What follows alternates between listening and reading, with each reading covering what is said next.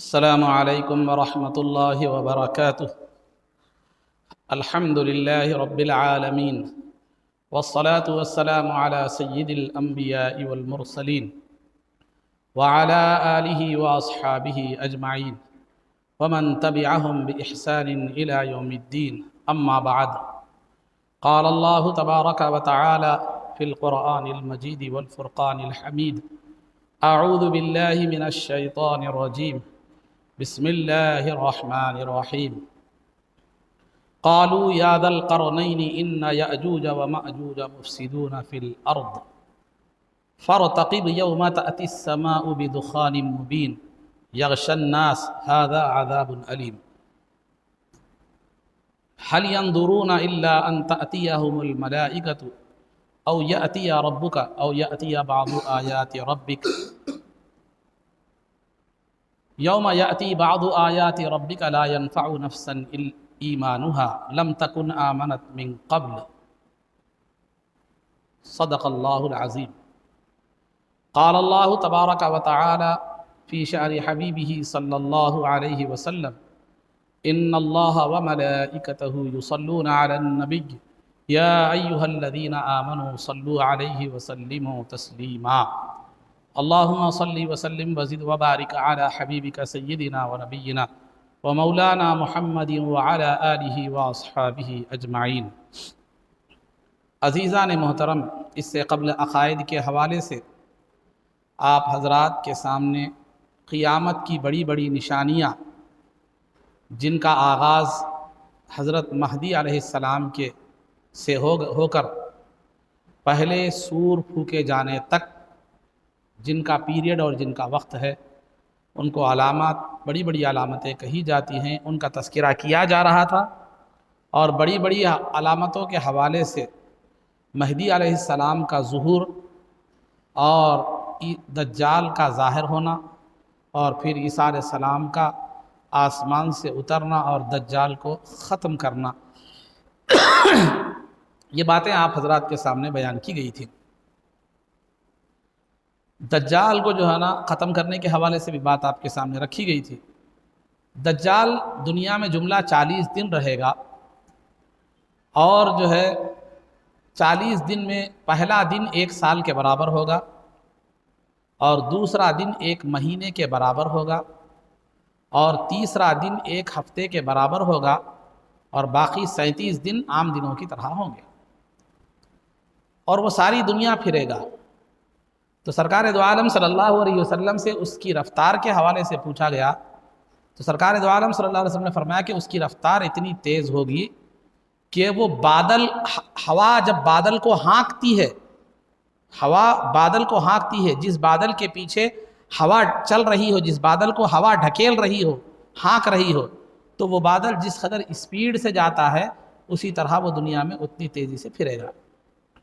تو بہرحال دجال کے خاتمے کے کچھ دن بعد حضرت مہدی علیہ السلام کا انتقال ہو جائے گا. اس وقت آپ کی عمر باختلاف روایات، بعض روایتوں میں 45 کا ہے، بعض روایتوں میں 48، بعض میں 49 سال کی عمر میں امام مہدی کا کیا ہوگا؟ انتقال ہوگا. وہیں بیت المقدس میں جو ہے آپ کو دفن کیا جائے گا. اس کے بعد حضرت پوری نظام جو ہے نا حضرت عیسیٰ علیہ السلام کے ہاتھ میں آئے گا. چنانچہ بھی اس کے بعد اللہ رب العزت کی طرف سے وحی ہوگی کہ میں ایک ایسی قوم کو ظاہر کرنے والا ہوں جو ہے جس کے مقابلے کی تم لوگ طاقت نہیں رکھ سکو گے. لہذا اللہ رب العزت عیسیٰ علیہ السلام کو حکم دے گا کہ آپ مسلمانوں کو لے کر کوہ طور پر چلے جائیں، کیونکہ جو قوم اب ظاہر ہونے والی ہے اس کا مقابلہ نہیں کر سکتے. تو لہذا وہ قوم کون سی ہوگی جس کے ظاہر ہونے کی اللہ وہی فرمائے گا؟ وہ ہوگی قوم یاجوج و ماجوج.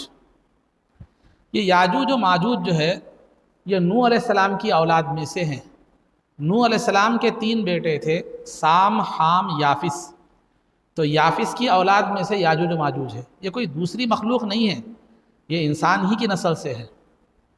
یہ سرکار کے زمانے سے پہلے، سرکار کی اس دنیا میں تشریف لانے سے پہلے ذوالقرنین جو ایک بادشاہ تھے، جو نیک اور عادل بادشاہ تھے، ان کے زمانے میں یہ قوم ظاہر ہوتی تھی، بستیوں میں آتی تھی، اناج برباد کر دیتی تھی، فتنہ و فساد بتا کر چلے جاتی تھی۔ تو جب ذوالقرنین کو اللہ نے قدرت دی تھی، طاقت دی تھی اور اسباب بھی عطا کیے تھے، تو وہ دنیا کے مختلف مقامات پر مشرق و مغرب کا دورہ کیا کرتے تھے۔ جب وہ جو ہے نا وہاں پر پہنچے، یاجوج و ماجوج جہاں پر آتے تھے، تو قوم نے شکایت کی یاجوج و ماجوج کی، تو ذوالقرنین نے جو ہے نا ان کو لوہا پگھلا کر ایک دیوار بنا دی۔ تو دیوار بنا دی، اب وہ کہے اب اس کے بعد وہ آنے والے نہیں ہیں۔ تو اللہ نے اس کا تذکرہ قرآن کریم میں جو ہے نا فرمایا، اور ساتھ ہی ساتھ یہ بتلایا اللہ رب العزت میں فَإِذَا جَاءَ وَعْدُ رَبِّي جَعَلَهُ دَكَّا، کہ حضرت جو ہے نا ذوالقرنین نے تو بات کہہ دی کہ میں نے تو تمہارے کہنے پر یاجوج و ماجوج جس مقام سے آتے تھے اس مقام کو لوہے کی دیوار سے میں نے بند کر دیا ہے، پیک کر دیا ہے، لیکن جب قیامت کا وقت آئے گا تو پھر وہ ظاہر ہوگے، وہ دیوار ٹوٹ جائے گی، وہ دیوار کیا ہو جائے گی؟ ٹوٹ جائے گی۔ تو اس کے بعد وہی ویسے ہی ہوگا کہ جب قیامت کا وقت قریب آئے گا، عیسیٰ علیہ السلام کا دور ہوگا، اس میں وہ دیوار ٹوٹ جائے گی اور یاجوج و ماجوج زمین میں نکل جائیں گے، جبکہ عیسیٰ علیہ السلام اور مسلمان کوہ طور پر اور دیگر مسلمان خلوں میں کیا ہو جائیں گے؟ بند ہو جائیں گے۔ کچھ اناج وغیرہ تو ان کے پاس ہوگا، لیکن آخر میں وہ اناج ختم ہو جائے گا اور قحط سالی کی کیفیت پیدا ہو جائے گی۔ اس وقت ایک بیل کا جو سرا ہوگا وہ سو جو ہے نا سونے کے سکوں کے برابر بھی خریدنے کے لیے آدمی تیار ہو جائے گا۔ بہرحال وہ اس کی کثرت کا اندازہ اس سے کیجئے کہ وہ جب کسی اونچے مقام سے یاجوج و ماجوج اتر رہے ہوں گے تو ایسا معلوم ہوگا کہ آدمیوں کے سروں کا سیلاب ہے، اور وہ بحیرہ طبریہ جو ملک شام میں ایک جو ہے نا دریا ہے، پہلی جماعت جو ان کی پہلی جماعت جو ہوگی وہ بحیرہ طبریہ پر سے گزرے گی، اس کا پانی پی کر ختم کر دے گی۔ بہت بڑی جو ہے نا وہ ہے، وہ آپ اٹھا کر دیکھیں یوٹیوب وغیرہ پہ مل جائے گی آپ کو، تو بہت بڑی دریا ہے، وہ دریا کا پانی پی کر ختم کر دے گی۔ تو پھر جب دوسری جماعت آئے گی تو وہ مقام کو بحیرہ طبریہ کے وہ دریا کے مقام کو دیکھ کر کہے گی ایسا معلوم ہوتا ہے یا کبھی پانی تھا، تو وہ ختم کر دے گی۔ فتنہ، فساد، غارت گری، قتل و غارت گری، ہر طرح کا فساد کیا کرے گی وہ قوم؟ کیا کرے گی؟ مچائے گی۔ جب زمین والوں کو سب کو وہ ختم کر دے گی، اللہ نے جن سے چاہا جو مسلمان محفوظ رہ گئے خلوں میں وغیرہ جو ختم کر دے گی، تو اب وہ کہیں گے کہ ہم نے زمین والوں کو تو ختم کر دیا، اب آسمان والوں کو بھی ختم کر دیں گے۔ چنانچہ وہ آسمان کی طرف کیا کریں گے؟ تیر چلائیں گے۔ تو تیر چلائیں گے تو اللہ رب العزت ان کی آزمائش کے لیے ان کے باطل خیال کے مطابق تیروں کو جو ہے نا خون آلود زمین پر بھیجے گا، وہ تیر واپس خون لگے ہوئے آئیں گے، تو وہ لوگ کہیں گے چلو ہم نے آسمان والوں کو بھی کیا کر دیا؟ ختم کر دیا۔ جب قحط سالی اور حالات بہت نازک ہو جائیں گے تو حضرت عیسیٰ علیہ السلام اور مسلمان اللہ کی بارگاہ میں دعا کریں گے کہ اس قوم سے نجات عطا فرما، تو اللہ رب العزت ان کے درمیان ان کے اندر طاعون کی بیماری پیدا فرمائے گا اور وہ سب کے سب مر جائیں گے۔ جب عیسیٰ علیہ السلام اور مسلمان کوہ طور سے نیچے آئیں گے، ان کے مرنے کے بعد کوہ طور سے جب نیچے آئیں گے تو زمین میں ان کی لاشوں کا عالم یہ ہوگا، ایک بالش جگہ زمین میں خالی نہیں رہے گی، ایک بالش کی جگہ بھی ان کی لاشوں سے خالی نہیں رہے گی۔ لاشیں سڑ کر جب بدبو پھیل جائے گی تو بدبو سے تاب نہ لا کر عیسیٰ علیہ السلام اور مسلمان اللہ سے دعا کریں گے تو اللہ تعالیٰ غیب سے پرندوں کو بھیجے گا، اور وہ پرندوں کی گردنیں اونٹوں کی گردنوں کی طرح ہوں گی۔ وہ پرندے جو ہے نا بعض تو کھا لیں گے بعض لاشوں کو، بعض لے آ کر دریاؤں میں کیا کر دیں گے؟ وہ جو ہے نا ڈال دیں گے۔ پھر اس کے بعد اللہ رب العزت بارش برسائے گا تو وہ بارش سے ساری زمین جو ہے پاک آئینے کی طرح ہو جائے گی۔ پھر اللہ کے حکم سے زمین اپنی خیر و برکت کو اگلے گی، زمین سے خزانے اگلیں گے، زمین سے خزانے باہر نکلیں گے، لیکن کوئی لینے والا نہیں رہے گا۔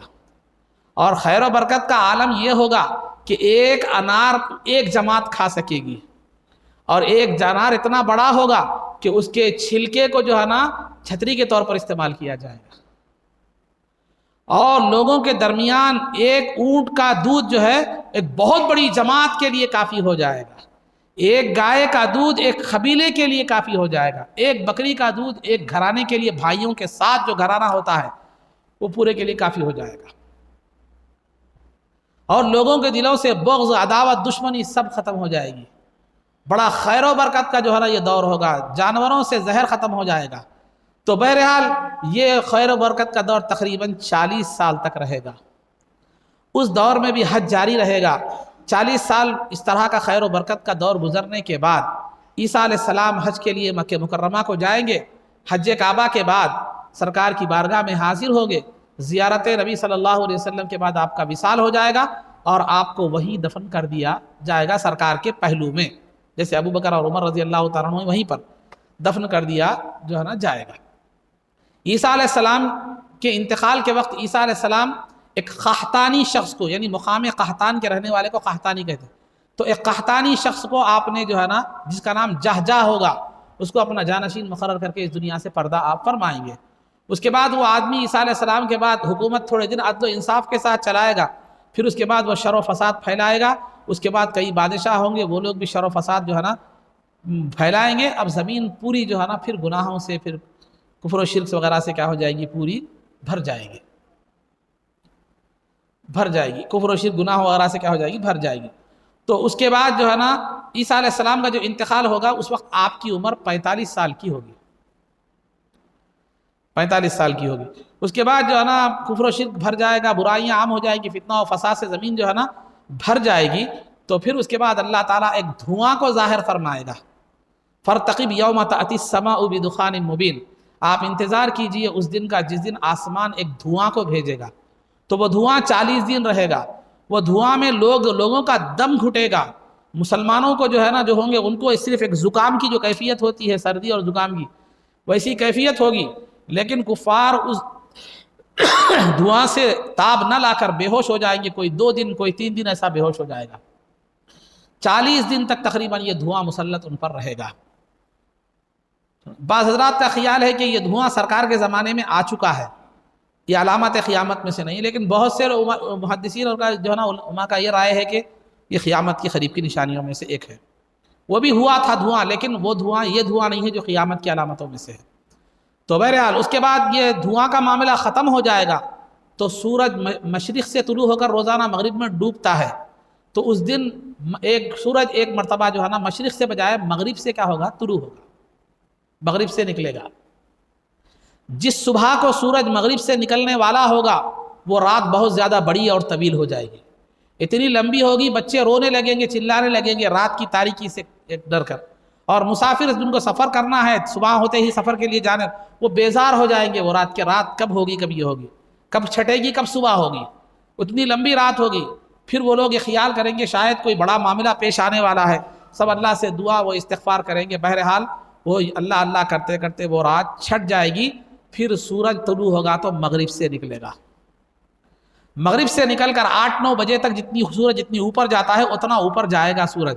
لیکن سورج میں روشنی نہیں ہوگی. سورج گہن کے وقت جیسا معاملہ ہوتا ہے، سورج جیسے بے نور ہوتا ہے ویسا رہے گا. طلوع آفتاب سے لے کر اشراق کے وقت تک جتنا سورج طلوع بلند ہوتا ہے اتنا بلند ہوگا سورج مغرب سے نکل کر. پھر وہ کیا ہو جائے گا، ڈوب جائے گا. اس کے بعد پھر سورج کے نکلنے اور ڈوبنے کا سلسلہ ویسے ہی رہے گا جیسے پہلے تھا، یعنی مشرق سے نکلے گا مغرب کی طرف کے مغرب میں ڈوب جائے گا. لیکن فرق کیا ہوگا، سورج کے مغرب سے نکلنے کے بعد جو ہے اب ایمان کوئی اعتبار، ایمان اور توبہ کا دروازہ ختم ہو جائے گا. اگر کوئی بے ایمان ہے تو ایمان لانا چاہے تو اب ایمان اس کا کوئی اعتبار نہیں ہوگا. اور کوئی توبہ کرنا چاہے گناہوں سے، توبہ کا دروازہ بند ہو جائے گا. یوم یأتی بعض آیات ربک لا ينفع نفس ایمانها لم تکن آمنت من قبل او کسبت فی ایمانها خیرا. جو ہے نا یہ اس طرف قرآن میں اشارہ ہے کہ جب اللہ تعالیٰ کی بعض نشانیاں، جس سے مراد سورج کا مغرب سے طلوع ہونا ہے، جب جو ہے نا اللہ کی بعض نشانیاں ظاہر ہوگی، یعنی سورج کے غروب ہونے کی نشانی ظاہر ہوگی، تو اب اگر کوئی ایمان لانا چاہتا ہے تو اس کا ایمان ختم ہو جائے گا اور اس کا جو ہے نا ایمان اس کا کوئی اعتبار نہیں ہوگا. کیونکہ یہ دنیا کی جیسے انسان کے لیے عالم نزا ہوتا ہے انتقال کے قریب، انسان جب دنیا سے جاتا ہے تو عالم نزا کی جو کیفیت ہوتی ہے جس میں زبان وغیرہ جو ہے نا بند ہو جاتی ہے، انسان کا آخری وقت آ جاتا ہے، عالم نزا کا جو وقت ہوتا ہے. تو انسان کے لیے جو عالم نزا کا وقت ہوتا ہے وہی دنیا کے لیے بھی یہ عالم نزا کا وقت ہوتا ہے.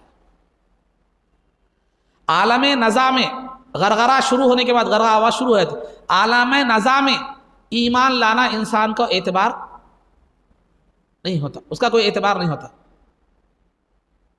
وَلَيْسَتِ التَّوْبَةُ لِلَّذِينَ يَعْمَلُونَ السَّيِّئَاتِ حَتَّى إِذَا حَضَرَ أَحَدَهُمُ الْمَوْتُ قال انی تبت الآن والذین یموتون وهم کفار. اسی کی طرف اشارہ ہے. جب موت آ جائے، غرغرہ شروع ہو جائے، نزا کا عالم شروع ہو جائے، تو اس کے بعد ایمان کا کوئی اعتبار، توبہ کا کوئی اعتبار جو ہے نا نہیں ہوگا. تو یہ عالم نزا میں انسان کی نہ ایمان کا اعتبار ہوگا نہ توبہ کا اعتبار ہوگا. کیوں نہیں ہوگا؟ اس لیے نہیں ہوگا کہ جب زبان بند ہو جائے گی عالم آخرت اس پر کھل جائے گا.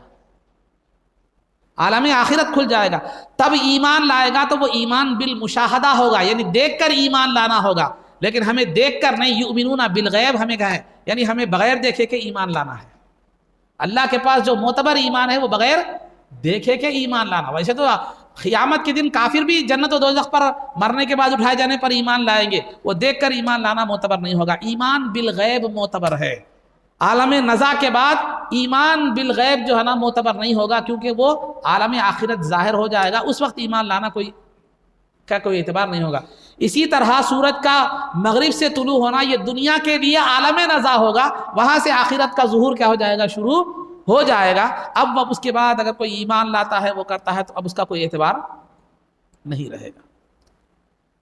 تو لہذا عزیزان محترم، تو 3 باتیں آپ کو جو ہے نا بتلائی گئی.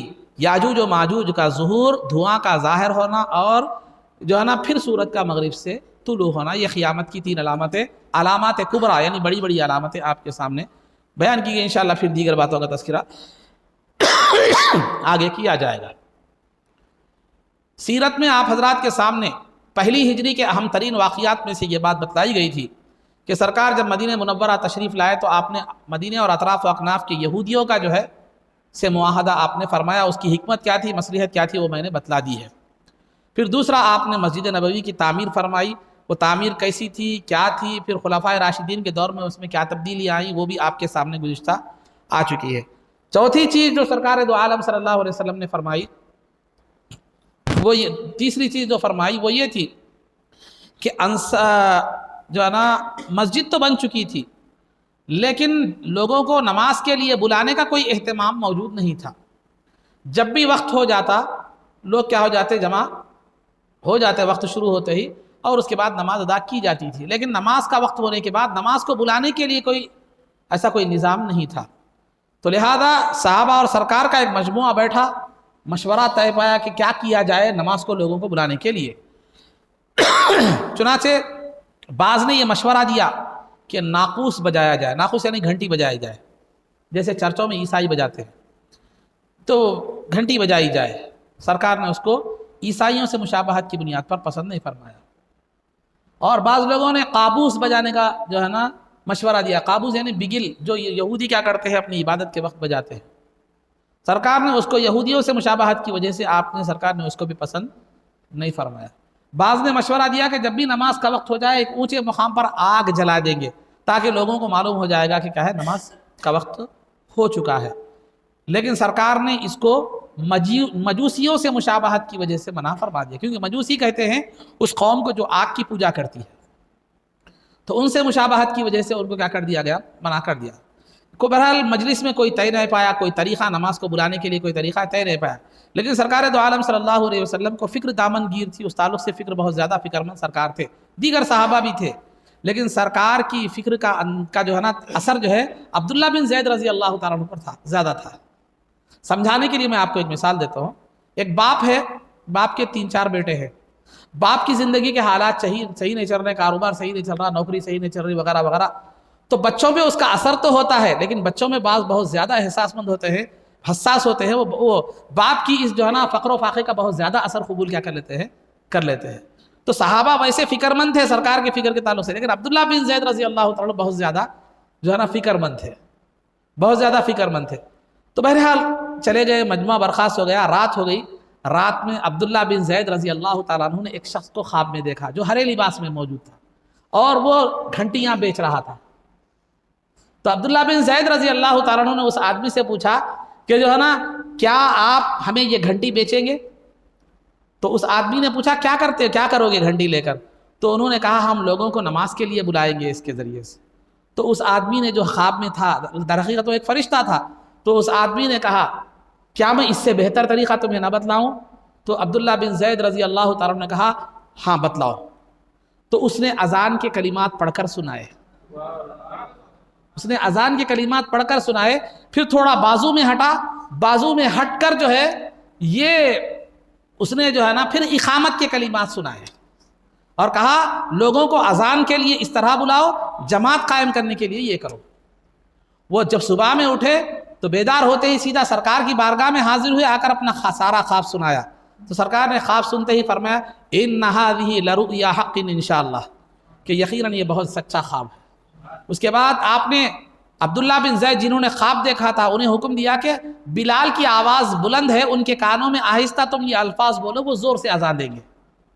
چنانچہ عبداللہ بن زید رضی اللہ تعالیٰ عنہ آہستہ اذان دی، بلال رضی اللہ تعالیٰ عنہ کے کان میں، بلال رضی اللہ تعالیٰ عنہ زور سے آواز دی۔ فجر کی اذان پہلی اذان تھی اسلام کی، اذان کی ابتدا جب ہوئی تو پہلی اذان جو تھی وہ فجر کی اذان تھی۔ جب یہ اذان کے یہ الفاظ عمر فاروق رضی اللہ تعالیٰ عنہ کے کان میں پڑے تو آپ دوڑتے ہوئے، چادر آپ کے کاندھے پر سے چادر گر رہی تھی، اس کا خیال کرے ہوئے گھسیٹتے ہوئے چادر کو سرکار کی بارگاہ میں حاضر ہوئے، آ کر عرض کیے کہ والذی بعثک بالحق رأیت مثل الذی ارا، کہ اس ذات کی قسم جس کے دست قدرت میں آپ کی جان ہے، میں نے بھی ایسا ہی خواب دیکھا ہے جیسا عبداللہ بن زید کو خواب دکھایا گیا ہے۔ بہرحال وہاں سے اذان کی ابتدا اور اذان کا آغاز ہو گیا۔ عزیزان محترم، یہاں ایک میں باریک بات بتانا چاہتا ہوں۔ اذان کا مسئلہ تو سب صحابہ کے سامنے پیش نظر تھا، سب کو فکر تھی سرکار، لیکن سرکار کی فکر کا زیادہ اثر عبداللہ بن زید پر ہوا، عبداللہ بن زید پر ہوا۔ تو آپ کے ذریعے سے آپ کو وہ سعادت ملی کہ کائنات کی جب تک اذان دی جاتی رہے گی اس کے آغاز کا سبب آپ کا خواب کو بنا دیا گیا۔ تو یہ عظمت عبداللہ بن زید کو حاصل ہوئی۔ تو یہاں ہمیں اشارہ ہے کہ جو سرکار کی فکر کو اپنی فکر بنا لے، سرکار کے غم کو اپنا غم بنا لے، تو پھر اللہ رب العزت اس کو رہتی دنیا تک اس کو جو ہے نا مخلوق کی زبانوں پر اس کی حیات عطا فرماتا ہے، اس کو جو ہے نا نوازتا ہے اور اسے وہ عزتیں عطا فرماتا ہے جو کسی اور کو حاصل نہیں ہوتی۔ اس کا مطلب آپ یہ ہرگز نہ لیں کہ دوسرے صحابہ کو فکر نہیں تھی، فکر تو سب کو تھی، لیکن عبداللہ بن زید کو زیادہ اس بارے میں سرکار کی فکر کا اثر کیا ہوئے تھے، لیے ہوئے تھے۔ تو بہرحال عزیزان محترم، یہ اذان کی ابتدا ہوئی۔ لیکن یہاں اور ایک بات میں آپ کے سامنے وضاحت کرتا چلوں، یہ عبداللہ بن زید رضی اللہ تعالیٰ عنہ کا خواب تو مبارک خواب تھا، لیکن اذان کو جو مشروع شریعت میں کا درجہ دو دیا گیا وہ خواب کی وجہ سے نہیں بلکہ سرکار کے حکم کہنے کی وجہ سے کہ یقیناً یہ سچا خواب ہے، اس کو کرو۔ جو سرکار نے اذان کا حکم دیا اس حکم کی وجہ سے یہ شریعت کا حصہ بن گیا۔ ورنہ اگر کسی بزرگ کا نیک خواب ہے، شریعت کے مطابق ہے، وہ آپ چاہے تو عمل کر سکتے ہیں، نہیں چاہے تو، لیکن واجب اور ضروری درجہ وہ نہیں ہوتا۔ اگر کسی بزرگ یا اللہ کے ولی کا خواب ہے تو وہ خواب اگر شریعت کے مطابق ہے تو پھر آپ اس پر عمل کر سکتے ہیں، وہ آپ کے لیے سعادت مندی کا باعث ہوگا۔ لیکن شریعت کا حکم جو یہاں پر ثابت ہوا ہے وہ سرکار دو عالم صلی اللہ علیہ وسلم کے اذان کا، بلال کو اذان دینے کے حکم کی وجہ سے اور اس خواب کو سن کر اس کی تصدیق کی وجہ سے۔ الغرض یہ تین واقعہ، یہ جو ہے نا، اور ایک دوسرا یہ تو ہو گیا اذان کا مسئلہ، اور دوسرا جو ہے وہ ہے مواخات۔ مواخات یہ عربی لفظ ہے، عربی مواخات کے معنی ایک دوسرے کا بھائی بنا دینا، بھائی چارگی کو قائم کرنا۔ تو سرکار نے صحابہ کے درمیان 2 مرتبہ بھائی چارگی قائم فرمائی، 2 مرتبہ بھائی چارگی قائم فرمائی۔ ایک مرتبہ مہاجرین کے درمیان مکے میں، ایک مرتبہ مہاجرین کے درمیان مکے میں، تاکہ یہ لوگوں کے درمیان اتحاد پیدا ہو، ان کے درمیان مساوات پیدا ہو، اور یہ دونوں ایک دوسرے کی ہمت بازو کیا کرے، جو ہے نا بندھے، ایک دوسرے کے ہمت بازو بندھے، ایک دوسرے کے لیے ہمت ہو، ایک دوسرے کے لیے طاقت کا سبب ہو۔ یہ مہاجرین کے درمیان تھی، یہ مکے میں ہوئی۔ دوسری مرتبہ جو مواخات سرکار نے بھائی چارہ بنایا، یہ جو ہے ایک مہاجر اور ایک انصار کے در کو بھائی بنا دیا۔ مہاجر ان لوگوں کو کہتے ہیں جو اللہ کے حکم سے مکہ مکرمہ میں جائیداد، اہل و عیال سب کو چھوڑ کر اللہ کے حکم پر مدینہ منورہ ہجرت کر کے آئے تھے۔ ان کو مکے والوں کو جو ہجرت کر کے مکے کو چھوڑ کر آئے تھے انہیں مہاجرین کہتے ہیں، اور انصار ان صحابہ کو کہتے ہیں جو مدینے کے رہنے والے تھے، جنہوں نے مہاجرین کی ہر حیثیت سے کیا کی، مدد کی، تو یہ انصار کہلاتے ہیں۔ تو دوسرا جو مواخات تھا تقریباً 5 مہینے کے بعد وہ ہوا، تو وہ انصار اور مہاجرین کے درمیان تھا۔ تقریباً 45 مہاجرین کو 45 انصار کا سرکار نے کیا کر دیا، بھائی بنا دیا۔ اور یہ بھائی چارگی ایسی ویسی بھائی چارگی نہیں تھی، مثال کے طور پر میں آپ کو آپ کا بھائی بنا دوں، ٹھیک ہے، حقیقی بھائی نہیں ہوتے آپ، ہاں بھائی بنا دیے مولوی صاحب، آپ ان کے ساتھ ہمدردی کریں گے، سلوک کریں گے، اچھا سلوک کریں گے، ان کے اچھے برے میں کام آئیں گے، یہ ایک بات ہوگی. لیکن سرکار نے جن صحابہ کو بھائی بنایا تھا ان سے نسبی کوئی تعلق نہیں تھا، ان کا آپس میں نسبی کوئی تعلق نہیں تھا، خونی کوئی رشتہ نہیں تھا. لیکن جن دو صحابہ کو سرکار نے بھائی بنا دیا وہ خونی رشتے کے بھائی بہن کے بھائی کی طرح ہو گئے. شریعت میں اگر کسی انصاری کا جو ہے نا وصال ہو جاتا تو اس کی وراثت میں سے مہاجر جو بھائی تھا اس کو بھی حصہ ملتا تھا. جو نسبی بھائی نہیں تھے لیکن سرکار نے بھائی بنا دیا تو وہ نسبی بھائی کی طرح ہو گئے اور وراثت میں حصہ ملنے لگا حقیقی بھائی کی طرح. یہ سلسلہ کئی دن تک جاری رہا.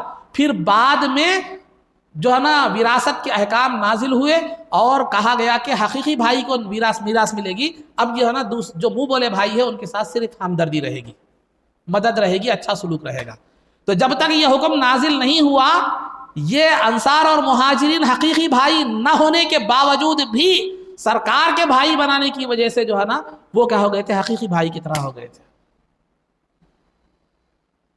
تو سرکار کا اس کی زبان سے بھائی نکل گیا، بھائی بنا دیا سرکار نے، تو شریعت نے اس کو حقیقی بھائی بنا دیا. تو یہ جو دوسرا بھائی چارہ مہاجرین اور انصار کے درمیان جو سرکار نے بنایا وہ کس وجہ سے تھا، اس کی حکمت پیچھے یہ بتائی جاتی ہے کہ مہاجر جو لوگ تھے مکے کو چھوڑ کر آئے تھے، اس میں مالدار بھی تھے، غریب بھی تھے. جائیداد کافروں نے لے جانے نہیں دی، مال و دولت لے جانے نہیں دی، بلکہ بعض تو اہل و عیال کو بھی چھوڑ کر آ گئے تھے. خود بھی سرکار بھی اہل و عیال کو چھوڑ کر آ گئے تھے، بعد میں بلا لیے جیسا کہ میں نے پیچھے بتلایا ہے. تو بہرحال تو وہ نئے مقام پر آئے تھے، مقام بھی نیا، پھر مال و دولت بھی نہیں، اور کوئی اپنا بھی نہیں، رشتہ دار بھی نہیں یہاں پر. یہ ایک الگ ہی قوم تھی، یہ ایک الگ ہی قوم تھی. وہ علماء مدینہ جو کئی سو سال پہلے آ کر 400 علماء یہود بس گئے تھے جن کا تذکرہ میں نے کیا تھا، ابو ایوب انصاری رضی اللہ تعالیٰ عنہ کے جو ہے نا گھر کے حوالے سے جو کیا تھا میں نے، تبا کے لشکر کے جو علماء تھے انہی کی نسل سے کیا ہے یہ انصار تھے.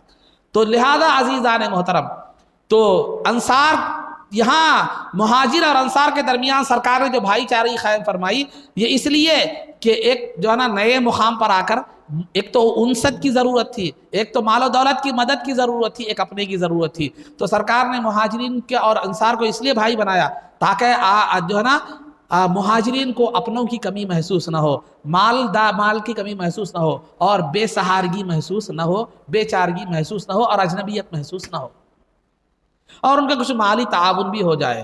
تو انصار نے جو نمونہ پیش کیا جانثاری کا یا جو ہے نا ہمدردی کا، کائنات میں ابتدا سے لے کر انتہا تک کوئی ویسا نمونہ نہیں ملتا.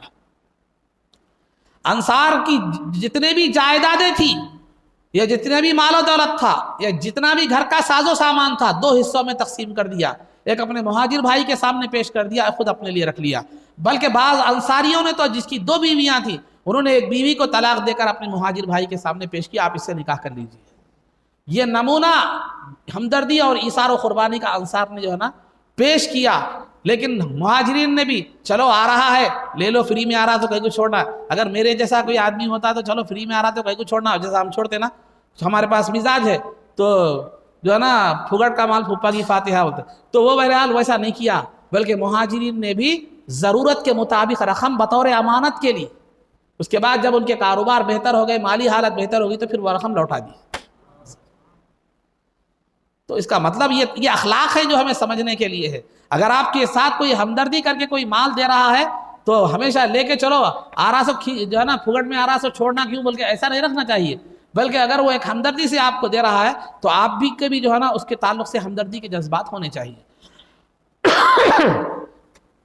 انہی مہاجرینوں سے عبد الرحمن بن عوف رضی اللہ تعالیٰ عنہ بھی تھے، جو گئے جا کر جو ہے نا بازار میں کچھ پنیر کے ٹکڑے کچھ خرید کر کاروبار شروع کیا، اور کاروبار شروع کر کے بعد میں اتنی ترقی کی کہ جو ہے نا بڑے بڑے مالدار صحابہ میں آپ کا شمار ہو گیا عبد الرحمن بن عوف رضی اللہ تعالیٰ عنہ.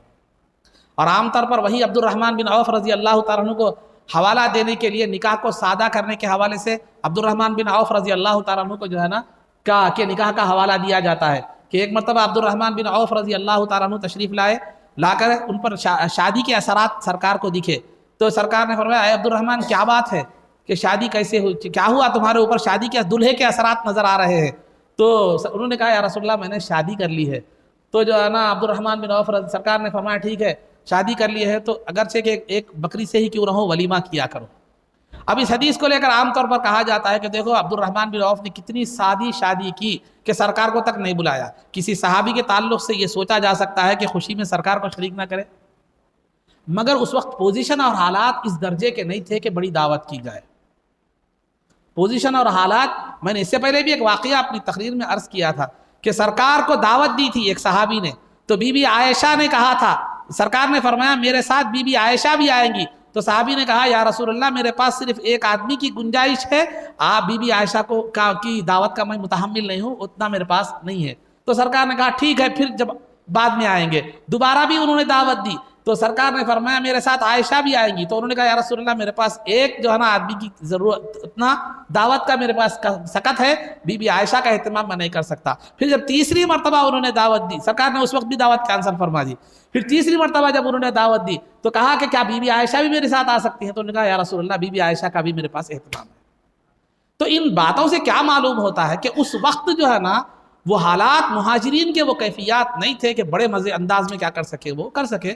تو ان حالات کو بھی ہم کیا کریں گے، دیکھا جائے گا. کبھی بھی کوئی دلیل کوئی بات آتی ہے تو حالات اور ماحول کیسا تھا ہم اس کو بھی کیا کیے جائیں گے، پیش نظر رکھا جو ہے نا جائے گا. تو ہر اس کو چیز کو جو ہے نا ادھر سے لائے کھینچے ادھر سے لائے کھینچے، چنو نے تھوڑا دیا منو نے تھوڑا دیا میرا پیٹ بھر گیا، یہ ایسا نہیں ہونا چاہیے. بہرحال اہل علم کی ایک ذمہ داری ہے، تنقید مقصود نہیں ہے.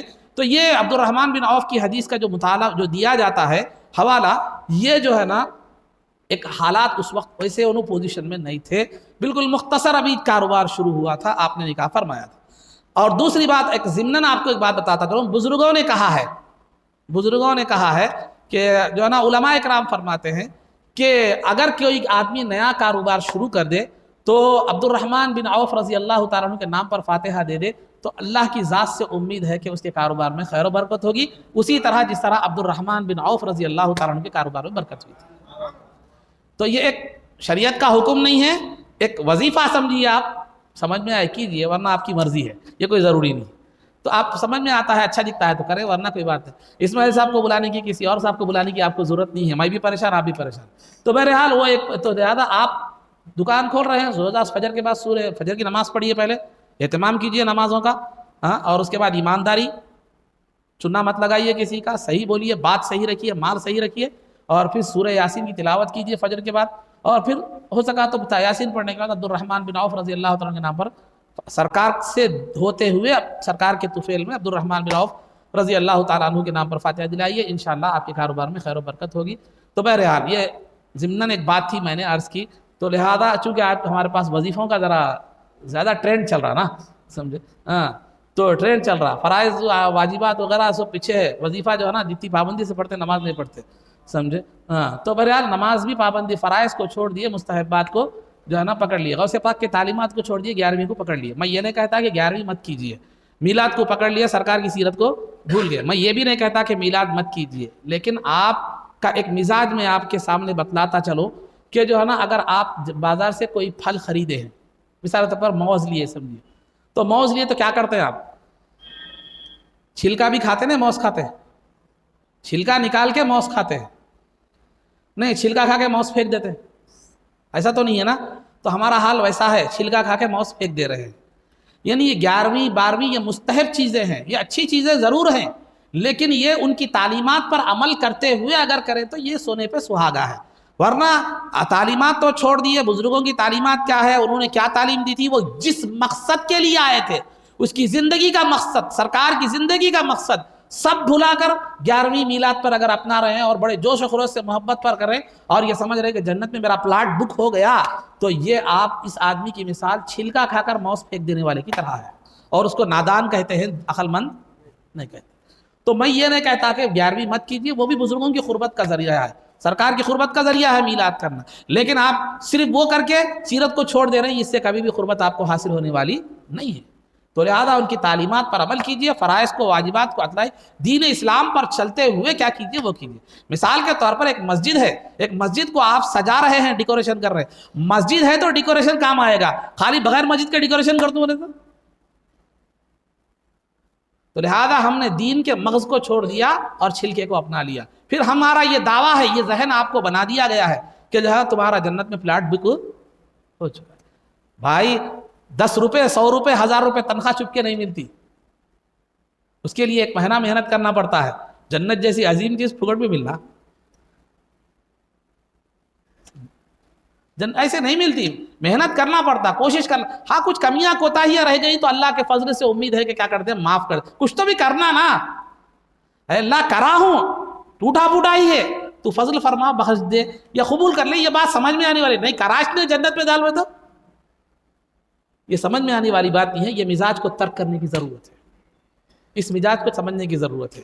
تو سرکار سے محبت, بزرگوں سے محبت, صحابہ سے اہل محبت سے محبت کبھی بھی خالی نہیں جائے گی, یاد رکھیے. لیکن محبت کے ساتھ ساتھ وہ جس مقصد کے لیے دنیا میں آئے تھے, جو مقصد ہمارے سامنے انہوں نے پیش کیا ہے, وہ کرتے ہوئے کیجئے. سونے پر سہاگا ہے, ورنہ چھلکا کھا کر موس پھینک دینے کے مترادف ہے. اب آپ کیا بننا چاہتے ہیں وہ آپ کی مرضی ہے. تو بہرحال عزیزان محترم, تو یہ مواخات, تو سرکار نے پہلی ہجری کے اہم ترین جو ہے نا واقعات میں سے کیا بتایا گیا.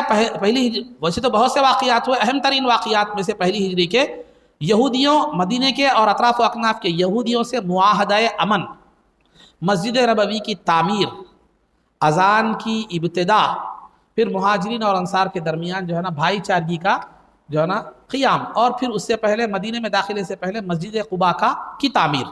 مسجد قباء کی تعمیر بھی پہلی ہجری میں ہی آتی, کیونکہ قباء کی جو بستی تھی وہ بھی مدینے میں ہی آتی ہے, تھوڑا باہر کا حصہ تھا, جیسے ینگنڈا ہمارے پاس محمد نگر سے باہر. تو بہرحال عزیزان محترم, یہ چند باتیں تھیں جو سیرت کے حوالے سے آپ کے سامنے بتلائی گئی. اب رہا آداب کے حوالے سے آپ کو جو ہے نا کھانے پینے کے آداب بیان کیے جا رہے تھے. کھانا کیسا, کھاتے وقت بیٹھنا کیسا ہے, کیا پڑھنا ہے, پڑھنا بھول گئے تو کیا کرنا ہے, وہ سب چیزیں آپ کو بیان کی گئی تھی. اب رہا کھانے کے آداب میں سے ایک یہ بھی ہے کہ روٹی پر جو ہے نا سالن وغیرہ کی کٹوری نہ رکھے. برتن میں روٹی ہے, برتن میں روٹی رکھی ہوئی, اس پر سالن کی کٹوری یا کوئی بھی کٹوری جو ہے وہ کٹوری اس پر نہ رکھے. یہ آداب کے خلاف ہے. بلکہ روٹی کو علیحدہ رکھے, سالن کی کٹوری کو کیا کرے, علیحدہ رکھے. تو سالن کی بعض چھوٹی کٹوریاں ہوتی ہیں, تو وہ جو ہے نا سالن کی کٹوری کو جو ہے نا وہ نہ رکھے روٹی کے اوپر, کیونکہ ایک قسم سے, ایک حیثیت سے وہ روٹی کی ناقدری محسوس ہوتی ہے اس میں. اور دوسرا جو چیز ہے کھانے کے آداب میں سے, اب دیکھتے ہیں بسا اوقات ہم لوگ جو ہے نا کھانے کے انداز مختلف ہوتے ہیں. کبھی کوئی آپ جو ہے نا بریڈ کو جو ہے نا یا روٹی کو کیا کرتے ہیں, آپ بٹر یعنی مسکا لگا کے کھاتے ہیں, جیلی لگا کے کھاتے ہیں, کبھی شہد لگا کے کھاتے ہیں, کبھی گھی وغیرہ لگا کے کھاتے ہیں. میرا جو بھی ہے, انگلی سے ہو یا چاقو سے ہو, جس چیز سے بھی وہ لگا کے کھاتے ہیں. تو روٹی سے اگر کوئی چیز لگا کر کھائے, انگلی کو وہ لگ جائے, سالن ہو, شہد ہو یا گھی جو بھی ہو, روٹی یا چاقو کو لگ جائے بٹر وغیرہ, تو آپ اس کو روٹی سے صاف نہ کریں. اس کو روٹی سے جو ہے نا صاف نہ کرے, بلکہ کیا کرے, مانو انگلی ہے تو چوس لے, اگر چاقو ہے تو چوسیں گے کہیں جو ہے نا مسئلہ الگ ہو جاتا, تو پھر ڈاکٹر صاحب کے پاس جانا پڑتا. تو چاقو ہے تو اس کو انگلی وغیرہ سے کیا کر لے, اس کو صاف کر لے. روٹی سے نہ پوچھے اس کو, چاقو وغیرہ کو روٹی سے نہ پوچھے, کیونکہ اس میں تھوڑا سا اس کی رزق کی ناقدری معلوم ہوتی ہے. اس بات سے لحاظ رکھیں. اور کھانا کھاتے وقت جو ہے نا سب گھر والے مل کر بیٹھ کر کھائیں. زمین پر بیٹھ کر کھانا سنت ہے, دسترخوان بچھا کر. دسترخوان بچھانا سرکار سے بھی ثابت ہے, تو دسترخوان لال ہونا یہ بھی ثابت ہے. تو جو ہے نا دسترخوان بچھا کر زمین پر بیٹھ کر سب گھر والے مل کر کھائیں. بیٹا آ گیا ایک مرتبہ کھایا چلے گیا, والد آیا ایک مرتبہ کھایا چلے گئے. ہاں اگر کسی کی مصروفیات مختلف ہے ایک الگ بات ہے وہ, لیکن اگر کھا سکتے ہیں ایک مرتبہ جگہ بیٹھ کر, ٹائم میسر ہے کم از کم کوئی ایک وقت کی صحیح دن میں, تو ایک جگہ بیٹھ کر کھائیں. اس سے دو فائدے ہوتے ہیں. ایک فائدہ تو یہ ہوتا ہے کہ محبت بڑھتی ہے آپس میں, محبت بڑھتی ہے. اور دوسری بات یہ ہوتی ہے کہ جو ہے نا کھانے میں خیر و برکت ہوتی ہے. 2 کا کھانا 3 کے لیے, 3 کا کھانا 5 کے لیے, 5 کا 7 کے لیے کیا ہو جاتا ہے, کافی ہو جاتا ہے. صرف 2 3 5 تک ہی نہیں, جتنے بھی ہے زیادہ گھر والے جتنے بھی ہیں, تو اس سے 2 باتیں, محبت بڑھتی ہے, خیر و برکت بھی ہوتی ہے. اور اگر بالفاظ دیگر, اگر یہ کوئی شریعت کے حوالے سے نہیں بتا رہا ہوں, میں اپنی عام بات بتا رہا ہوں کہ بیٹھے گفتگو نکلی, کیا خیر خیریت بھی معلوم ہو جاتی ہے ایک دوسرے کی, کیا حالات چل رہے ہیں, گھر کے بچے کدھر جا رہے ہیں, پابندی سے کالج کو جا رہے ہیں نہیں جا رہے ہیں, کیا ہے وہ چیزیں بھی کیا ہو جاتی ہیں, بسا اوقات گھر کے حالات سے بھی گھر کے بڑے کیا ہو جاتے ہیں, واقف ہو جاتے ہیں. یہ ایک ضمنی فائدہ ہے جو میرے ذہن میں آیا ہے. خیر اگر آپ ماننا چاہیں تو مانیں یا نہ مانیں, ایک الگ بات ہے. تو بہرحال عزیزان محترم, یہ تو فائدہ جو بتلایا گیا ہے یہ شریعت میں کہ ایک محبت بڑھے گی اور دوسرا برکت ہوگی۔ اور تیسری چیز جو بتلائی گئی ہے، کھانا کھاتے وقت میں نے کتنے طریقے سے بیٹھنا ہے وہ میں نے بتایا تھا، لہذا بغیر کسی عذر کے، بغیر کسی مجبوری کے چار زانوں بیٹھ کر، یعنی ادب سے بیٹھنا جس کو ہم کہتے ہیں، چار زانوں بیٹھنا یہ بھی آداب کے خلاف، بیٹھ کر کھانا یہ بھی آداب کے خلاف ہے۔ نہیں مجبوری ہے ایک الگ بات ہے، مجبوری کا کہیں بھی یہ نہیں ہے، یاد رکھیے مجبور آدمی کے لیے جیسا چاہے ویسا کر سکتا ہے، سہولت اس کی سہولت کے لحاظ سے۔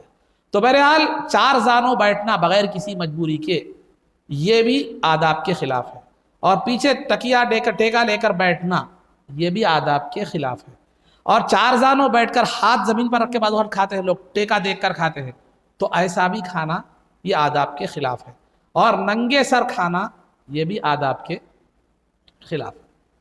تو یہ آداب کے خلاف ہے، اگر جوتے پہن کر چپل پہن کر کھانا یہ بھی آداب کے خلاف ہے۔ تو یہ چیزیں آداب کے خلاف ہے، اگر آپ کر لیے تو گناہگار تو نہیں ہوں گے، لیکن پسندیدہ عمل یہ شریعت میں نہیں ہے، آداب کے خلاف ہے۔ اور اسی طرح اگر آپ روٹی کھا رہے ہو تو روٹی کو جیسا پٹکنا نہیں، کھاتے وقت ہو یا پکاتے وقت ہو، بسا اوقات کیا کرتے ہیں روٹی کو اس کو اچھی طرح کھلنے کے واسطے توے پہ اتارنے واسطے پٹک دیتے ہیں، بس یہ کرتے ہیں، روٹی کو پٹکنا نہیں، اور ایسا آٹا اس کا کیا ہے جھاڑنا نہیں، روٹی کو پٹکنا اور اس کو جھاڑنا، یعنی اس کے آٹے وغیرہ کو اگر کوئی گر گئی کرک لگی ہے تو وہ جھاڑ سکتے ہیں آپ، لیکن جھاڑنا اس کے آٹے وغیرہ کا جھاڑنا، اور اسی طرح روٹی کو جو ہے نا ایک ہاتھ سے توڑنا یہ بھی آداب کے خلاف ہے۔ روٹی کو اگر آپ توڑنا ہے تو بائیں ہاتھ میں روٹی کو پکڑیں، سیدھے ہاتھ سے توڑیں، یہ طریقہ ہے۔ ایک ہاتھ سے توڑنا، یوں پکڑ کے یوں ایک ہاتھ سے توڑنا، یہ جو ہے نا یہ آداب کے خلاف ہے۔ تو لہذا یہ چند آداب تھے جو کھانے پینے کے حوالے سے بتلائے گئے، انشاءاللہ پھر دیگر آداب کا تذکرہ آگے کیا جو ہے نا جائے گا۔ مسائل میں آپ حضرات کے سامنے غسل کا طریقہ مکمل طور پر، پھر کچھ جو ہے نا نئے مسائل اس حوالے سے، کلی کرنا بھول گئے، ناک میں پانی چڑھانا بھول گئے وغیرہ وغیرہ، اس سے متعلقہ جو مسائل تھے وہ کچھ خیالات توہمات جو تھے وہ میں نے غسل کے حوالے سے پورے سابق میں نے کیا کر دی ہے، بیان کی ہے۔ اب کن چیزوں سے غسل ٹوٹ جاتا ہے یا فرض ہو جاتا ہے، دو ایک ہی بات ہے، غسل فرض ہونا یا ٹوٹ جانا۔ تو فرض ہوتا ہے وہ چیزیں آپ کو بیان کی جائے گی، سمجھے، یہ چیزیں آپ کو۔ تو سب سے پہلی چیز جس سے غسل فرض ہوتا ہے وہ جو ہے بیداری کی حالت میں، یعنی جاگتی ہوئی حالت میں جذبات کے ساتھ مادہ منویہ کا خارج ہونا، مادہ منویہ کا خارج ہونا جذبات کے ساتھ۔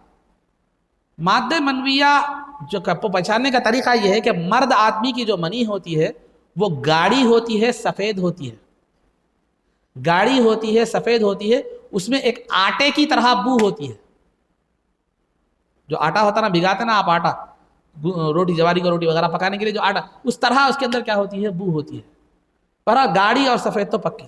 تو مرد آدمی کی جو منی ہوتی ہے وہ گاڑی اور سفید ہوتی ہے، عورت کی جو مادہ منویہ ہوتا ہے وہ پیلا اور پتلا ہوتا ہے۔ تو یہ مادہ منویہ کا بیداری کی حالت میں جذبات سے نکل جانا، اس سے کیا ہو جاتا ہے، آدمی پر غسل فرض ہو جاتا ہے۔ وہ نکلنے کا سبب کچھ بھی ہو، کسی بے حیائی والے منظر کو دیکھ کر ہو، کسی بے حیائی والے ویڈیو کو دیکھ کر ہو، یا کسی عورت کو دیکھ کر ہو، یا کسی عورت کے خیال سے ہو، یا صحتوں پر منحصر ہے۔ جو حد درجے کمزور لوگ ہوتے ہیں جن کی صحتیں گری ہوئی ہوتی ہے، یا ہاتھ کے عمل سے ہو جس کو جلق کہتے ہیں۔ یہ ہاتھ کا عمل جو ہے نا آج کل بہت زیادہ عام ہو چکا ہے، خاص طور پر نوجوانوں میں ہاتھ کا عمل بہت زیادہ ہو چکا ہے۔ یہ انسان کو اسی طرح تباہ کر دیتا ہے جس طرح دیمک لکڑی کو کھا کر خراب کر دیتی ہے۔ انسان کی صحت اس قدر گر جاتی ہے کہ اس کے اندر ہمت ختم ہو جاتی ہے، حوصلہ ختم ہو جاتا ہے، کسی کام کو کرنے کا جذبہ ختم ہو جاتا ہے، کسی مہم کو سر کرنے کا حوصلہ ختم ہو جاتا ہے۔ وہ دیگر نقصانات تو الگ ہیں، ہاضمہ خراب ہو جانا، وہ خراب ہو جانا، یہ خراب ہو جانا، وہ ڈاکٹر صاحب سے آپ پوچھ لے سکتے ہیں۔ تو بہرحال عزیزان محترم، یہ جو ہے آپ یہ حوصلہ، ہمت، کسی بھی کام کو دیکھتے ہی جی کا گھبرا جانا، یہ اس طرح کی، کیونکہ باطنی طور پر کیا ہو جاتا ہے، وہ انسان کھوکھلا ہو جاتا ہے۔ تو یہ عمل سے آخرت میں تو اس کا عذاب ہے ہی ہے، وہ عذاب تو ہے، لیکن دنیا برباد ہو جاتی ہے۔ تو اسی لیے میرا مشورہ یہ ہے کہ سرپرستوں سے اپنے لڑکے اور لڑکیوں کی شادی میں جلدی کریں، فی زمانہ خاص طور پر جلدی کریں، تاکہ وہ اس برائی سے کیا ہو جائے، محفوظ ہو جائے، اس برائی سے جو ہے نا یہ ہو جائے۔ بچ جائے، اور ان کی اچھی خاصی کیا کرے، نگہبانی کرے، ان کے ایکٹیویٹیز کیا ہے اس پر کیا کرے، غور کرے. جب بھی وہ پیر پر کھڑے ہو جائیں ان کے لیے کیا ہے معلوم فوراً نکاح کا انتظام جو ہے نا کر دے، تاکہ وہ اس برائی سے کیا کرے، محفوظ ہو سکے. اور اس سے اس کا جو برا اثر ہے، یہ اس کا جو اثر ہے یہ صرف اس کی ذات کی حد تک نہیں رہتا، بلکہ جب یہ کسی سے شادی کرتا ہے تو اس عورت کی زندگی بھی برباد ہو جاتی ہے. اس کا اثر متعدی ہے یہ اثر.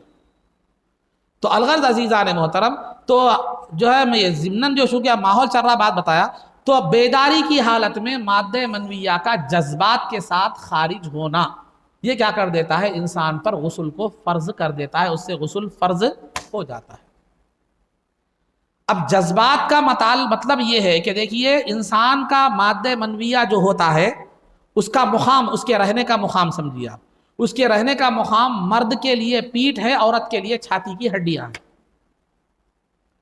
عورت کے لیے صلب یعنی پیٹھ جو ہے، پیٹھ کی جو کمر کی جو سیدھی ہڈی ہوتی ہے وہ مرد کے رہنے کا مادہ منویہ کا وہ مقام ہے. آپ بکرے وغیرہ کو دیکھو، آپ کاٹے تو اس میں ایک گاڑی جو ہے سفید وہ نکلتی ہے، کیا ہے، دھاری ڈوری، وہ بھی کھانا درست نہیں ہے، ذہن میں رکھیے یہ بات.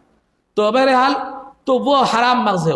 تو یہ مرد کی پیٹھ مادہ منویہ کا مقر، جائے قرار یا مقام بولیے اس کا وہ ہے، اور عورت کی جو ہے نا مادہ منویہ کا مقام اس کی سینے کی ہڈیاں ہیں.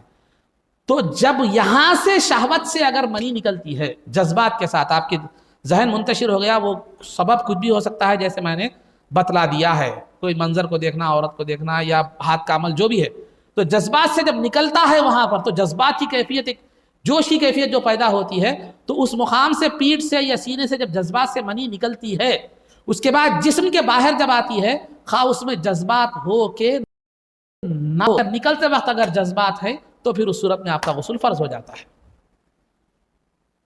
نکلتے وقت جذبات ایک قسم کی لذت محسوس ہوتی ہے، تو وہ جو ہے نا باہر نکلتے وقت تو جذبات ہوں یا نہ ہوں، مگر پیٹھ سے یا سینے سے نکلتے وقت مادہ منویہ خارج ہوتے وقت اگر جذبات ہے تو پھر آپ کا غسل کیا ہوتا ہے، فرض ہو جاتا ہے. مثال کے طور پر باہر نکلتے وقت کیسا نہیں رہتا مصاب بول کے پوچھیں گے آپ، ایک ذہن میں آ رہی ہوگی بات.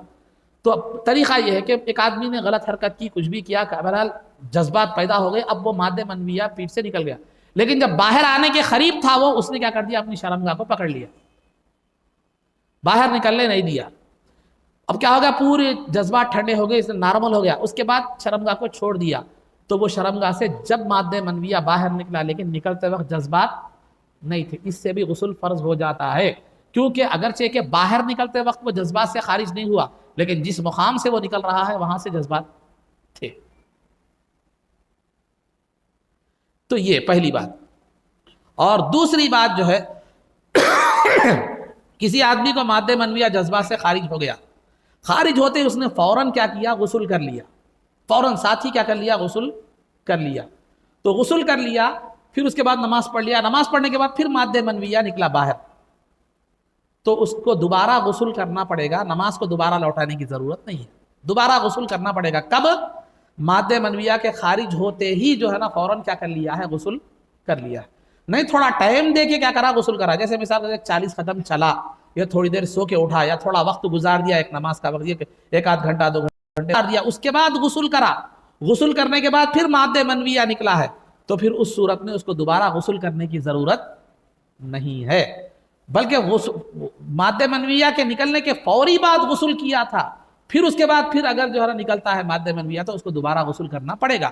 وقت دینے کے بعد اگر غسل کیا تھا تو پھر اس کو دوبارہ غسل کرنے کی ضرورت نہیں ہے، کیونکہ بعد میں نکلنے والا وہ مادہ منویہ نہیں ہے، فوراً نکلنے والا وہ سابقہ جو مادہ منویہ ہے وہ ہونے کا احتمال ہے. یہ ہو گئی بات. دوسری بات جو ہے میں نے بتلایا تھا کہ نکلتے وقت مادہ منویہ کا نکلتے وقت جذبات ہونا ضروری ہے. اگر کسی آدمی کو مادہ منویہ نکل گیا لیکن جذبات ہوئے نہیں، نہ نکلتے وقت ہوئے نہ باہر نکلتے وقت ہوئے، جیسے ایک آدمی کمزور ہے، وزن اٹھا لیا، اٹھاتے مادہ منویہ خارج ہو گیا، یا صدمہ کوئی لگ گیا، مار لگ گیا، چوٹ لگ گئی، یا گر گیا، کچھ بھی ہو گیا، بس پیشاب نکل جاتا ہے اس میں، مار اس میں، ایسے ہی مادہ منویہ کیا ہو گیا، خارج ہو گیا، نہ جذبات تھے، نہ شہوت تھی، نہ کچھ بھی نہیں تھا، اس سے غسل فرض نہیں، اس سے غسل فرض نہیں ہوتا. اسی طرح کیا ہوتا ہے، اگر کوئی آدمی کو مزی یا ودی نکل جائے تو اس سے بھی غسل فرض نہیں ہوتا. مزی کہتے ہیں خیالات آپ کے منتشر ہو گئے، خیالات غلط خیالات آپ کے آ گئے، آنے کے بعد آپ کی شرمگاہ میں ایک جو ہے نا سختی آ گئی، اور ایک دو خطرے مادہ منویہ کے نکل جاتے، ایک دو خطرے نکلتے ہیں، وہ پتلے رہتے ہیں، وہ گاڑھا نہیں ہوتا، وہ پتلا رہتا ہے، تو وہ جو ہے نا ایک دو خطرے اگر نکل گئے تو اس کو کہتے ہیں مزی، اس سے وضو ٹوٹ جاتا ہے، غسل فرض نہیں ہوتا۔ آپ وہ طہارت لے لیں، جسم پر اگر ڈرائر پر وغیرہ کہیں لگا ہے، کپڑے پر دھو لیں، طہارت لے لیں، تو آپ وضو کر لیں، کافی ہے آپ کے لیے، کوئی وہ نہیں ہے، وضو کر لیں، اس کے لیے کوئی کم۔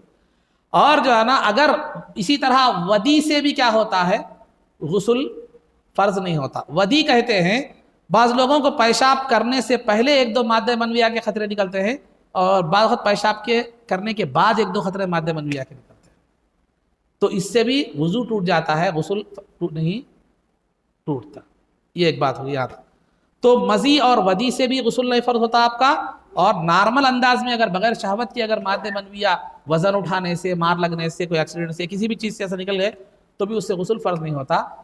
شہوت اور جذبات کے ساتھ مادہ منویہ اپنے پیٹھ سے یا سینے سے نکلتا ہے، پھر اس کے بعد باہر خواہ وہ شہوت سے نکلے، جذبات سے نکلے یا بغیر جذبات کے نکلے، اس سے کیا ہو جاتا ہے، غسل فرض ہو جاتا ہے۔ مزی سے غسل فرض نہیں ہوتا، ودی سے غسل فرض نہیں ہوتا، بغیر جذبات کے نکلنے سے غسل فرض نہیں ہوتا۔ یہ ایک باتیں ہوگی۔ اب تھوڑے سے غلط خیالات جو ہمارے پاس ہیں وہ بتلاتا چلو۔ بعض لوگ، اب جیسے غسل کب فرض ہوتا میں نے بتا دیا، غسل فرض ہونے کے بعد بھی بعض لوگ کیا بولتے ہیں، بولے تو نہیں کمر سے نیچے دھو لیا تو کافی ہے بولتے ہیں۔ اگر آپ کا واقعی غسل فرض ہوا ہے، جیسے میں نے بتایا جذبات کے ساتھ مادہ منویہ آپ کا نکلا ہے، یا آپ نے بیوی سے ہم بستری کی ہے وغیرہ جو بھی ہے، تو نارمل انداز میں جو ہے نا احتلام ہو گیا، وہ تفصیلات آگے آئیں گے۔ تو غسل فرض ہونے کے بعد بعض لوگ یہی سمجھتے ہیں کہ جو ہے نا کمر کے نیچے سے دھو لیا تو کافی ہے، وہ نہیں، پورا جسم آپ کو پورا شرعی غسل کرنا پڑے گا، جس کا طریقہ میں نے پیچھے بتلایا۔ اب بعض لوگوں کے ذہن میں کیا رہا تھا معلوم، پیشاب ہونے کے بعد، طہارت کے بعد، پیشاب کرنے کے بعد جو ہے ڈھیلا استعمال نہیں کرے یا پانی نہیں لیے تو غسل ٹوٹ گیا، سمجھتے نہیں ٹوٹتا غسل۔ پیشاب کرے، کچھ بھی ڈھیلا نہیں ملا، پانی نہیں ملا، یا بھول کے اڑ گئے ویسے ہی، یا جان بوجھ کے نہیں لیے، کچھ بھی نہ لیے، تو بہرحال جو بھی ہے پیشاب، یا پیشاب کے چھینٹے اوپر اچھل گئے، اس سے آپ کا غسل فرض نہیں ہوتا۔ طہارت لے لینے سے اور جہاں چھینٹے اچھلے ہیں وہاں دھو لینے سے، اگر لباس کو لگ گیا ہے پیشاب کے خطرے، لباس دھو لینا یا لباس بدل لینے سے آپ کا معاملہ حل ہو جاتا ہے، آپ کو پورا غسل کرنے کی ضرورت نہیں ہے۔ بہت سے لوگ بولتے کیا ہوا، اور طہارت نہیں ہوا، بولتے کئی گنی ہے طہارت، بولتے نہیں پیشاب کر کے میں ڈھیلا نہیں استعمال کرا تھا، پانی استعمال نہیں کرا تھا۔ تو طہارت کے بعد، پیشاب کے بعد ڈھیلا یا پانی استعمال اگر آپ نہیں کرتے ہیں تو غسل نہیں ٹوٹے گا۔ آپ طہارت لے لیں، پھر طہارت لے لیں، اور پھر اگر انڈر ویئر کو جو ہے نا پینٹ یا پائجامے کو اگر کچھ لگ گیا ہے پیشاب کے خطرے، وہ دھو لیں یا بدل لیں، پھر وضو کر کے آپ نماز پڑھ سکتے ہیں، آپ کو غسل کی ضرورت نہیں۔ یہ جو ہے نا چند باتیں تو بہت تفصیلی ہے اس کے اندر، لیکن عام طور پر جو ضرورت پیش آتی ہے میں وہ آپ کے سامنے رکھ رہا ہوں، ورنہ پھر اس میں تفصیلات میں جائیں گے تو بہت ہیں، آپ کو زندگی گزارنے کے لیے یہ کافی ہے۔ کبھی کبھار اس کے خلاف صورت پیش آتی ہے تو کسی عالم دین سے آپ ربط قائم کر سکتے ہیں۔ یہ مسائل کے حوالے سے آپ کے سامنے بات کی گئی۔ اب رہا آخری بات جو میں بتلا رہا ہوں کہ انوار احمدی، جو شیخ الاسلام حافظ محمد انوار اللہ فاروقی علیہ رحمۃ و رضوان، بانی جامع نظامیہ کی جو کتاب انوار احمدی ہے، اس کی تفصیلات میں بتا رہا تھا۔ اس میں سابق میں نے ایک بات یہ بتلائی تھی کہ جو ہے نا سرکار، اللہ نے سرکار کے ایک فرشتے کو پیدا فرمایا ہے جو سرکار کی قبر مبارک پر مزار اقدس کے پاس کھڑا رہتا ہے۔ دنیا جہاں میں جہاں کہیں بھی درود سرکار پر بندہ بھیجتا ہے تو اس کے درود کو اس کے نام کے ساتھ، اس کے والد کے نام کے ساتھ کیا کرتا ہے، سرکار کی بارگاہ میں وہ فرشتہ پہنچا دیتا ہے۔ اور ایک روایت میں نے یہ بھی بتلا دی تھی کہ سرکار بھی دنیا جہاں میں کوئی بھی درود بھیجتا ہے، کوئی بھی جو ہے نا بھیجتا ہے، تو سرکار بھی جانتے ہیں کہ کون درود پڑھ رہا ہے، کون درود مجھے بھیج رہا ہے۔ پہلی جو فرشتے والی حدیث ہے، پہلی جو فرشتے والی جو حدیث ہے، وہ حدیث کو سب مانتے ہیں، ہر مکتب فکر کا آدمی مانتا ہے کہ دنیا میں کہیں بھی جو ہے نا اگر درود پڑھا جائے تو فرشتہ سرکار کو پہنچاتا ہے۔ اس میں کسی کو اختلاف نہیں، اس میں کسی کو اختلاف نہیں۔ اختلاف کہاں ہے؟ سرکار سنتے ہیں، اس پر اختلاف ہے۔ فرشتے کے سننے میں اختلاف نہیں ہے، سرکار سنتے ہیں، اس بارے میں اختلاف ہے۔ میں نے خود اپنے کانوں سے سنا ہے۔ ایک مولانا سے سوال کیا گیا، مولانا کا نام بھی معلوم ہے، نہیں بول رہا ہوں، آپ کو اصل چیز معلوم ہوگا تو بس، نہ غلط چیز معلوم، غلط کیا ہے صحیح ہے معلوم ہوگا کافی ہے، نام کی کیا ضرورت ہے، عام کھانا ہے، گھٹلیوں سے مطلب نہیں ہے اپنے۔ تو بہرحال جو ہے نا ایک مولانا سے پوچھا گیا کہ جو ہے سرکار سنتے ہیں، اگر دور سے بھی سرکار سنتے ہیں تو کیا یہ عقیدہ رکھنا جائز ہو؟ تو یہ شرک ہے بول دیا انہوں نے. کئی کو شرک ہے، کئی کو شرک ہے. اب ہم بھی سوچنا نا کئی کو شرک ہے. شرک کس کو کہتے ہیں؟ اللہ کی ذات میں کسی کو برابر قرار دینا، اللہ کی طرح کسی کو قرار دینا، یا اللہ کی صفت میں کسی کو برابر قرار دینا، مخلوق میں سے کسی کو برابر قرار دینا. تو لہذا سرکار دور سے سنتے ہیں تو یہ شرک ہے جو لوگ کہتے ہیں. وہ ان کا کہنا یہ ہے کہ دور اور نزدیک کا سننے والا اللہ ہے. دور کا اور نزدیک کا، دور سے سننے والا ہر چیز کو کیا ہے؟ اللہ ہے. سرکار اگر دور سے سنتے ہیں تو پھر یہ اللہ جو سنتا ہے، یہ جانتا ہے، اللہ دور کی حالات کو، دور کے سننے کو، یہ اللہ کی جو یہ صفت علم ہے، یہ جاننے کی جو صفت ہے، اس میں شرک ہے. لہذا دور سے سننے والی ذات اللہ کی ہے. اگر سرکار کے تعلق سے بھی آپ یہ کہیں گے کہ دور سے سنتے ہیں تو پھر یہ بھی شرک ہے، یہ کہا جاتا ہے. لیکن اللہ توفیق دے، یہ نہیں دیکھا جاتا کہ جس حدیث کو آپ مان رہے ہیں کہ فرشتہ رہا ہے، فرشتہ سن رہا ہے تو شرک نہیں، سرکار سن رہے ہیں تو شرک ہے.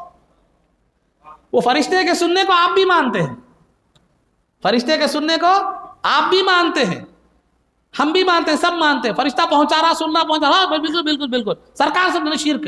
کئی کو شرک کیونکہ اللہ کی صفت میں جو ہے نا، اللہ کی دور سے سننا یہ اللہ کی صفت ہے. سرکار کو آپ اس میں شریک کر دیا، آپ فرشتے کو شریک کر رہے ہیں سر. اگر ہر شرک مانے آپ بھی مشرک ہم بھی مشرک، کیسا دیکھا؟ آپ مشرک ہمارے کو بولے تو آپ بھی شرک سے بری نہیں ہے. کیوں نہیں ہے؟ کیونکہ ہم سرکار سن رہے بولے تو آپ شرک بول رہے ہیں، آپ فرشتہ سن رہا بول کے بول رہے ہیں. فرق کیا ہے دونوں میں؟ تو لہذا ایسا نہیں ہے. اللہ تعالیٰ بھی سنتا ہے، فرشتے بھی سنتے ہیں، سرکار بھی سنتے ہیں، لیکن اللہ تعالیٰ کا سننا ذاتی ہے، لامحدود ہے. اس کو وہ سننے کی طاقت کسی نے عطا نہیں کی، اور اللہ سننے کے لیے کانوں کا یا سماعت کا محتاج نہیں ہے. اور سرکار سنتے ہیں، فرشتے سنتے ہیں، تو یہ اللہ کا دیا ہوا علم ہے، محتاج ہے کانوں کے، سماعتوں کے، اور ان کا علم اور ان کا جاننا محدود ہے. یہ ہے عقیدہ. سمجھ رہے بات کو؟ تو یہ ہے. تو یہاں غلطی ایک یہ ہو گئی، شرک بول دیے سرکار کے سننے. فرشتہ سنا تو شرک نہیں، سرکار سنا تو شرک. اور دوسری بات جو میں نے بتایا ہے، سرکار کو سننے والی حدیث کو کیا ہے؟ وہ ضعیف قرار دیتے ہیں. نہیں، وہ حدیث موضوع ہے، ضعیف ہے، جو بھی ہے، ٹھیک ہے، مان لیے وہ حدیث ہی نہیں ہے، وہ حدیث ہی نہیں ہے. پھر کیا کہتے ہیں؟ دیکھو، فرشتے کا سننا تو صحیح حدیث سے ثابت ہے، فرشتہ سنتا ہے، یہ صحیح حدیث سے ثابت ہے. سرکار کا سننا موضوع ہے، وہ صحیح نہیں ہے، غلط نہیں ہے، ٹھیک ہے، مان لیے. سرکار فرشتے کا سننا جو ہے نا، فرشتے کا سننا حدیث سے ثابت ہے، بس اسی حد تک ہم رکھیں گے، سرکار کے سننے کو ثابت نہیں کریں گے. فرشتہ سنتا ہے، بس حدیث میں اتنی بات آ گئی، ہم اتنا مانیں گے، اس سے زیادہ نہیں مانیں گے. سرکار کا سننا جائز نہیں ہے کیونکہ حدیث میں نہیں آیا، حدیث میں جو ہے نا نہیں آیا. تو اس کے دو جوابات ہیں. پہلے جواب تو یہ ہے کہ جس حدیث میں فرشتہ سننے کا ذکر ہے اس میں سرکار نہیں سن سکتے، یہ کہاں؟ فرشتہ سن سکتا ہے جو ہے، اور سرکار نہیں. تو ٹھیک ہے، وہ فرشتہ سن سکتا ہے لیکن سرکار نہیں سن سکتے، یہ کہاں ہے؟ ایک بات. پھر دوسرا جواب یہ ہے، کسی حدیث میں کسی چیز کا ذکر نہیں ہے، یا کسی کام کو سرکار نے نہیں کیا، یا کسی کام کو صحابہ نے نہیں کیا، لیکن وہ شریعت کے مخالف بھی نہیں ہے، کسی کام کو صحابہ نے نہیں کیا، انکار نہیں کیا، تو پھر صحابہ یا سرکار کے نہ کرنے کی وجہ سے، کسی چیز کا ذکر حدیث میں نہ آنے کی وجہ سے وہ کام کا ناجائز ہونا، یہ کوئی بھی قاعدہ نہیں ہے. حدیث میں سرکار کے سننے کا ذکر آیا چ نہیں، پھر کہیں کو مت نہیں آیا تو نہیں ہونے کی دلیل نہیں ہے. سرکار بریانی کھائے تھے کیا؟ آج کئی چیزیں ہیں دیکھا جائے، سرکار سیل فون استعمال کرے تھے، نہیں کرے. تو شریعت میں یا احادیث میں یا سرکار نے کوئی چیز نہیں کی تو یہ دیکھا جائے گا کہ شریعت کے مخالف ہے کیا. شریعت کے مخالف ہے تو بالکل گمراہی ہے، غلط. تو یہ کوئی قاعدہ نہیں ہے کہ حدیث میں کسی چیز کا ذکر نہ آیا ہو اور سرکار نے کسی چیز کو نہ کیا ہو تو وہ چیز ناجائز ہے. یہ جو ہے نا نہیں ہے. کیوں؟ کیونکہ شریعت میں جائز چیزوں کی تفصیل نہیں ہے، ناجائز چیزوں کی تفصیل ہے.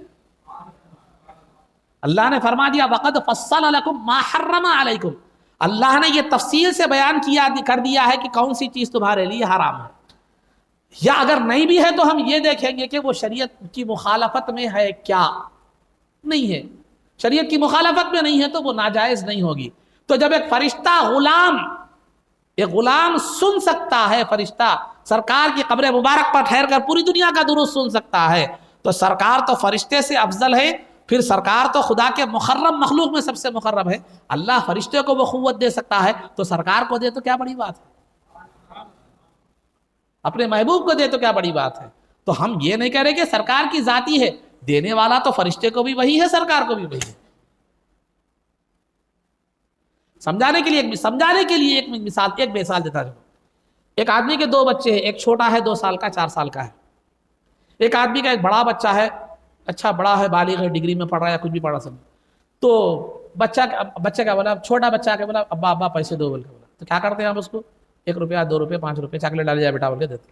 بڑا بچہ آگے پوچھا 15 سال 20 سال ڈگری میں جو بھی ہے، ابا پیسے دو بولے، جا بیٹا چاکلیٹ ڈالے بول کے 1 روپیہ دیتے اس کو۔ اس کی عمر کا لحاظ رکھتے ہوئے، اس کا وہ کرتے ہوئے کیا کرتے ہیں آپ اس کو لحاظ۔ تو بلا تشبیہ و تمثیل، جب ایک باپ چھوٹے اور بڑے میں فرق نہیں کرتا تو خدا اپنے محبوب اور محبوب ترین ذات اور عام خادم کے بارے میں فرق کیوں نہیں کر سکتا؟ جو ذات کائنات میں سب مخلوق میں فرشتوں میں یہ عقیدہ سب کے پاس متفق ہے کہ انبیاء فرشتوں سے افضل ہیں، تو ایک افضل ذات کو امتی کے درود کا احساس جو ہے نا کا علم نہیں ہے اور فرشتے کو امتی کے درود کا علم ہے، یہ کیسے ممکن ہے؟ اور دوسری بات، درود کا تعلق سرکار سے ہے، فرشتے سے نہیں ہے۔ درود کا تعلق سرکار سے ہے، جو ہے درود کا تعلق فرشتے سے نہیں ہے، سرکار سے ہے۔ سرکار کا سننا زیادہ خوشی کا باعث ہے فرشتے کے پہنچانے سے۔ تو محبوب جو محبوب کی محبت کا تقاضا یہی ہے کہ وہ چیز کرے جو محبوب کو زیادہ پسندیدہ ہو۔